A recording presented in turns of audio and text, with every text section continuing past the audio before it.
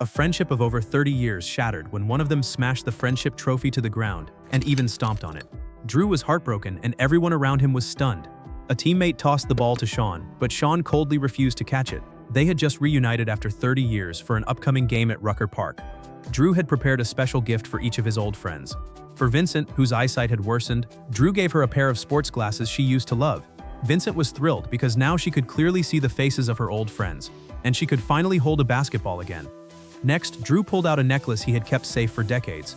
It was a gift from the preacher when Drew was just 9 years old. Now Drew returned it to him. Then Drew took out a pair of shoes from his bag. They were Hans's old game day sneakers. Hans was deeply moved and hugged Drew tightly. Then he immediately put the shoes on. What happened next shocked everyone. Hans, who had been in a wheelchair for years, suddenly stood up in front of their stunned eyes. His friends watched in disbelief as Hans slowly moved his legs. Although clumsy at first, he eventually took the ball and began to dribble. So it turned out Hans wasn't unable to walk, he had simply lost his passion for life. For this group of people who once loved basketball with all their hearts, the game had become second nature, something they could never truly forget. But Sean refused to listen to anyone and walked away.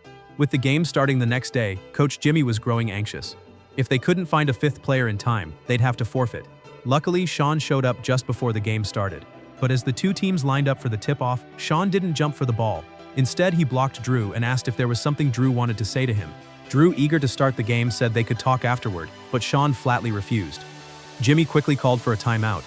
I'm out. Hey, no, you're not going nowhere, Drew. You will stay right here, and I don't know what you two are doing. You said you want to teach the kids how to play the game the right way.